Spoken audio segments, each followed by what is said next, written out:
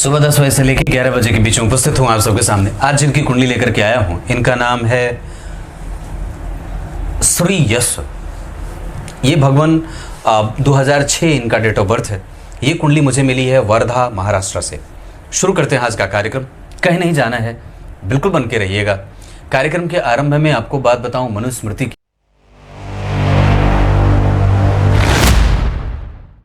भगवान मनु ने अपने आदि ग्रंथ मनुस्मृति में प्रत्येक जीव जो कोई भी कृत्य करता है उसके मूल में कोई ना कोई संकल्प रहता है कि मुझे ये काम करना है, तो मुझे कोई संकल्प से युक्त होकर के वो कोई कृत्य करता है और उस संकल्प के मूल में कोई ना कोई फल की इच्छा और आकांक्षा रहती है।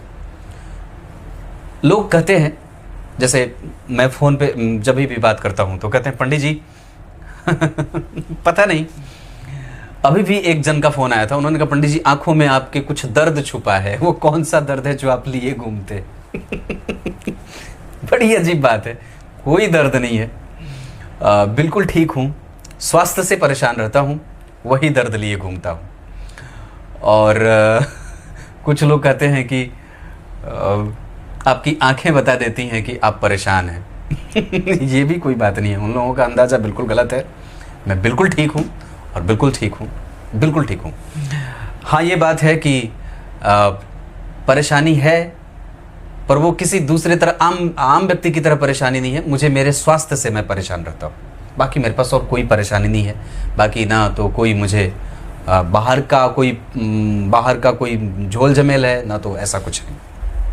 ठीक है, सब कुछ बढ़िया है, बहुत बढ़िया है, सब भगवान की कृपा है, उनके ही दया से सब सारी चीज़ें चल रही हैं। किसी से मेरी दुश्मनी नहीं है, कोई ऐसा नहीं है। जब कभी भावावेश में होता हूँ तो कुछ बोलता हूँ कार्यक्रम में, फिर ठीक हो जाता है, वो मानव स्वभाव है। शुरू करते हैं आज का कार्यक्रम। कहीं नहीं जाना है, बिल्कुल बन के रहिएगा। तो मैंने मनुस्मृति की बात बताई कि जब कोई भी आप कृत्य करते हैं तो उसके मूल में कोई ना कोई संकल्प रहता है और उस संकल्प के मूल में कोई ना कोई फल की इच्छा रहती है। मुझे ये करना है तो मुझे ये चाहिए, मैं ये करूँगा तो मुझे ये मिलेगा, और ये स्वभावगत मनुष्य का लक्षण होना भी चाहिए। गीता जी के जब आप अध्यायों को समझते हैं तब उसमें ये बात भगवान के द्वारा कही गई है कि आपके कर्तव्य जो भी आप काम कर रहे हैं उसमें इतनी विरक्ति होनी चाहिए कि आप उसमें उलझे नहीं और ये ना सोचें कि मुझे ये मिलेगा। हाँ, निश्चित रूप से आपको मेहनत खूब करने की आवश्यकता है, पर उस मेहनत के साथ साथ आपको अपने पूर्वजों के आशीर्वाद के साथ बढ़ने की आवश्यकता भी है।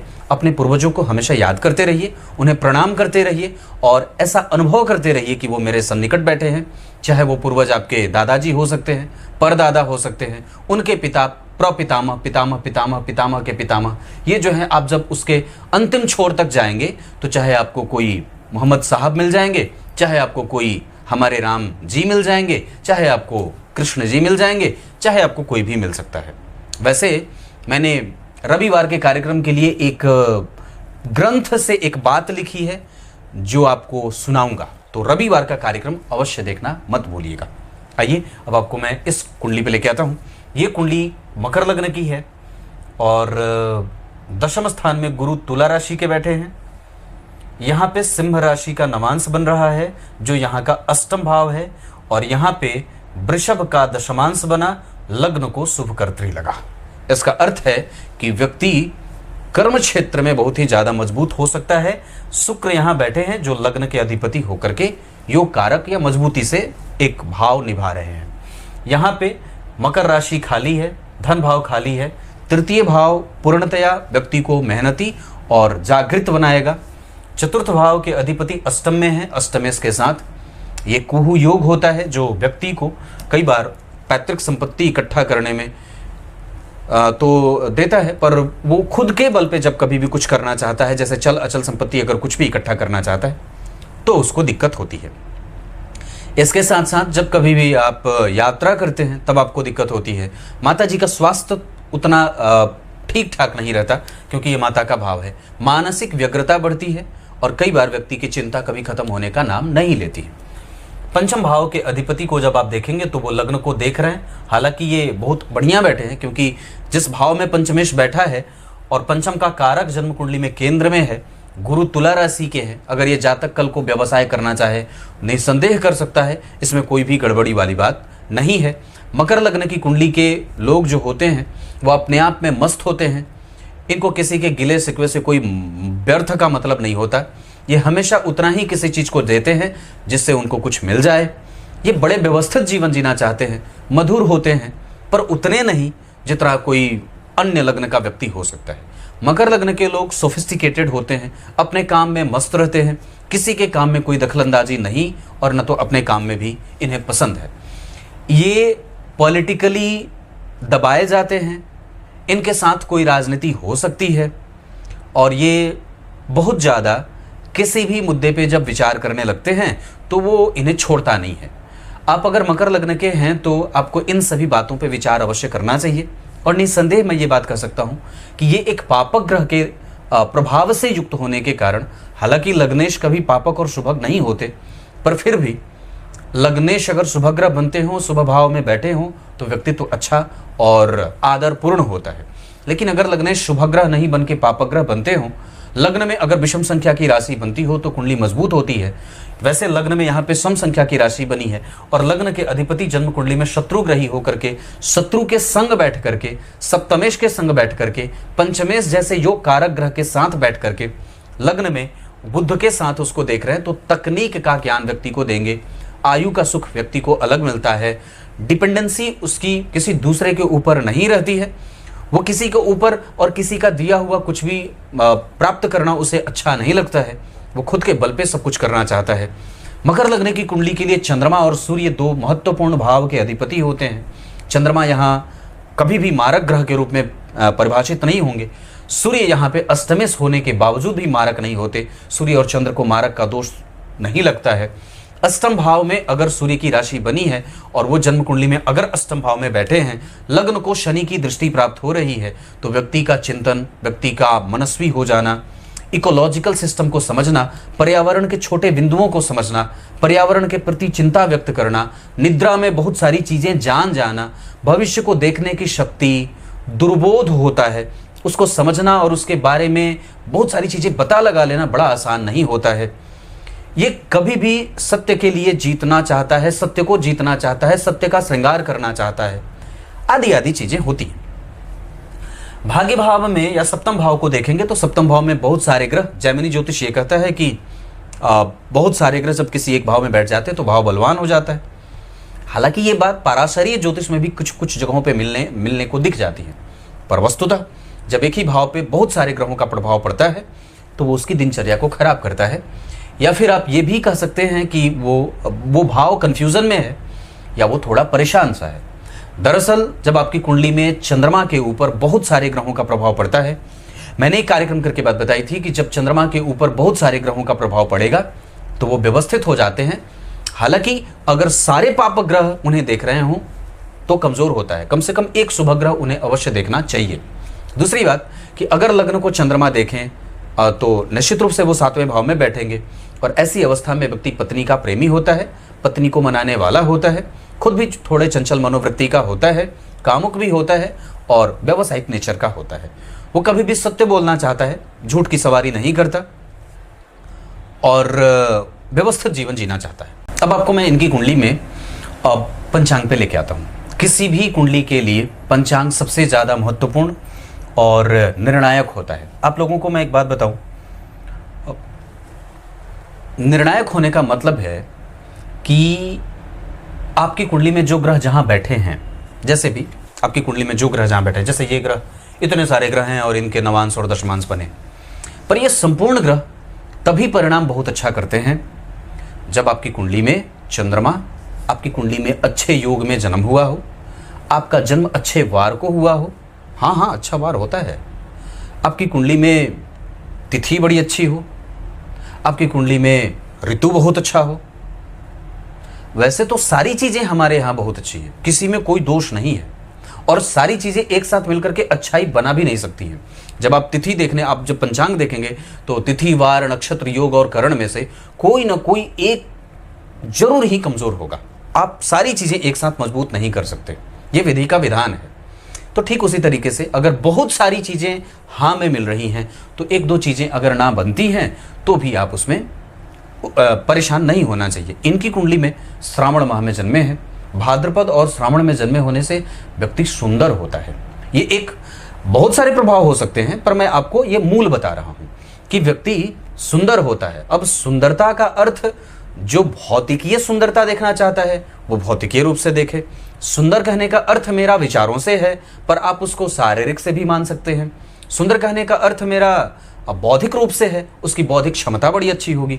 पर संभवतया वो चूंकि कृष्ण पक्ष के त्रयोदशी का है तो हो सकता है कि उसके विचारों में विषमता भी देखने को मिल जाए, या संभवतया वो उसके विचार उत्थान और पतन को दिखाने वाले हों, या ज्वार भाटा आता रहे, कभी बहुत तीव्र क्रोध आ जाए, बहुत जल्दी शांत हो जाए।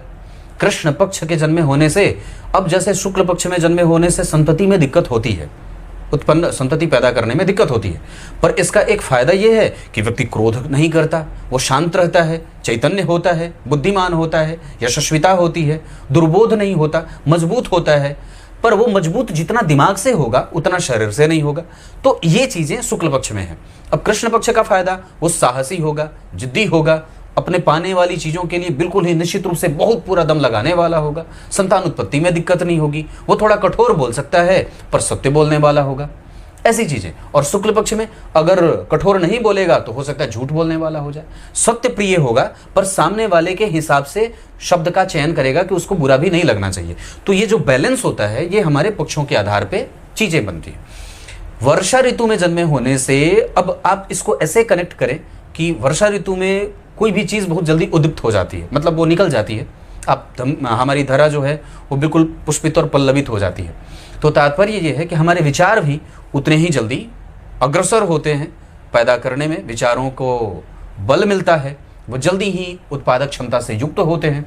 तो वर्षा ऋतु में जो लोग जन्मे होते हैं उनकी बौद्धिक क्षमता बड़ी अच्छी और ऊंची होती है, वो विचारगम्य होते हैं, बोधगम्य होते हैं, उत्पादक क्षमता बड़ी अच्छी होती है, दिमाग में बहुत सारे सूत्र निकलते रहते हैं। कृष्ण पक्ष के त्रयोदशी तिथि के चंद्रमा पापक होते हैं, क्योंकि अब रहा त्रयोदशी, उसके बाद आएगी चतुर्दशी और तुरंत आ जाएगा अमावस्या। तो अमावस्या और कृष्ण पक्ष के त्रयोदशी तिथि में भेद सिर्फ एक दिन का है। इस वजह से अब यहाँ पे जब जो चंद्रमा है, मतलब व्यक्ति का जब जन्म हो रहा था जातक का, उस समय चंद्रमा की रोशनी उसके ऊपर कम थी या ना के बराबर नगण्य थी। तो क्या हो कि चंद्रमा सूर्य की शीतलता, गर्माहट को शीतल करके हमारे मस्तिष्क तक उसे प्रवाहित करते हैं, और ये काम चंद्रमा उस समय नहीं कर रहे थे। इसी वजह से व्यक्ति अब गर्म दिमाग का हो जाएगा। अब इसी गर्माहट का प्रभाव उसके स्वभाव पे देखने को मिलेगा, इसी गर्माहट का प्रभाव उसके व्यक्तित्व को प्रभावित करेगा, इसी गर्माहट का प्रभाव उसके इम्यून को प्रभावित करेगा, और इसी गर्माहट का प्रभाव और इसी चंद्रमा की रोशनी की अनुपस्थिति उसके धन और धन के आगमन और निर्गमन को नियंत्रित करेगी और परेशान करेगी। एकदम बिल्कुल स्पष्ट है पानी की तरह। तो आगे बढ़ता हूं। सोमवार को इनका जन्म हुआ है, ये बहुत बढ़िया है, इसमें कोई गड़बड़ी नहीं है। व्यक्ति व्यतिपात योग में वणिज करण में जन्मा है, और मैं जहां तक समझता हूं इनका नक्षत्र पुष्य का है। बहुत बढ़िया है ये, नक्षत्रों का राजा पुष्य को तिष्य भी कहते हैं, ऐसा है। और ये नक्षत्रों का राजा है, व्यक्ति को बुद्धिमान बनाता है, यशस्वी बनाता है, साधुता रहती है, गंभीर होता है, शनि के प्रभाव के कारण चिंतनशील होता है, वैरागी होता है, चीज़ों को समझने वाला होता है, व्यापारी होता है। मैं एक बात और कह दूं तो ये इनकी कुंडली का पंचांग है। आगे इनकी कुंडली में पुष्य नक्षत्र हो तो ब्राह्मण वर्ण और देवगण का होगा। इनका दाम्पत्य बहुत अच्छा होगा, ये बैलेंस बहुत अच्छा कर सकते हैं। शारीरिक शुद्धि पे व्यक्ति ध्यान देता है और देना भी चाहिए। जैसे आप लोगों को एक बड़ी अच्छी बात बताता हूँ, हमारे सनातन धर्म में स्त्रियों और पुरुषों को लघु शंका के बाद लिंग प्रोक्षण करना चाहिए।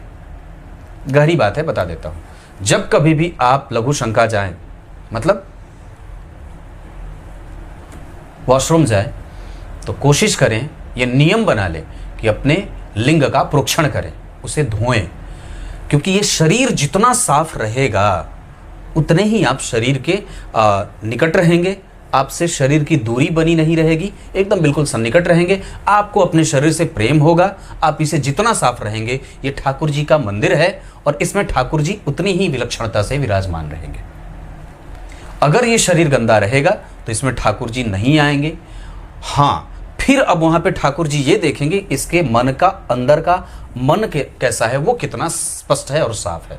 पर अगर शरीर स्वच्छ रहे तो निश्चित रूप से ठाकुर जी को लगेगा कि नहीं, इसने मेरे मंदिर को भी ठीक रखा है और इसके अंदर जो मैं विराजमान हूँ इसके प्राण के रूप में, इसने उसको भी विराजमान अच्छे तरीके से साफ करके रखा है।